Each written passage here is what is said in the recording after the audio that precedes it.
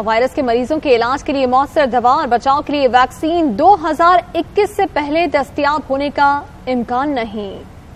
Medical journalist میں درجنوں سائنسدانوں کی مشترکہ تحقیق شائع کی گئی ہے، جس میں خبردار کیا گیا ہے کہ کورونا وائرس سے بچاؤ کی ویکسین تیار ہونے سے پہلے لاک ڈاؤن ختم کرنا خطرناک ہو سکتا ہے۔ ہانگ کانگ یونیورسٹی کے پروفیسر جوزف ٹی وو کی سربراہی میں ہونے والی اس تحقیق میں کہا گیا ہے کہ کاروبار، اسکول اور فیکٹریاں دوبارہ کھلنے سے وائرس دوبارہ سر اٹھا سکتا ہے۔ حکومت لاک ڈاؤن میں بتدریج نرمی کی پالیسی اپنائے۔ کئی ملکوں میں چند ہفتوں کے لاک ڈاؤن کے بعد کاروباری سرگرمیوں کی بحالی کے لیے نرمی کے اعلانات کیے جا رہے ہیں۔ ان حالات میں یہ ریسرچ اہم ہے۔ ریسرچ پیپر میں کہا گیا ہے کہ وبائی اور معاشی اثرات کے درمیان فیصلہ سیاستدانوں اور شہریوں کے لیے مشکل چوائس ہے۔ ریسرچ پیپر میں کہا گیا ہے کہ نقل و حرکت پر عائد پابندیوں میں بتدریج نرمی کا مسلسل جائزہ ہی حکومتوں کو فیصلوں میں مدد دے سکتا ہے اور وائرس کی دوسری لہر کو روکنے میں مددگار ہو سکتا ہے۔ سائنسدانوں نے کہا ہے کہ کورونا وائرس کے مریضوں کے لیے مؤثر دوا اور بچاؤ کی ویکسین 2021 سے پہلے دستیاب نہیں ہوگی۔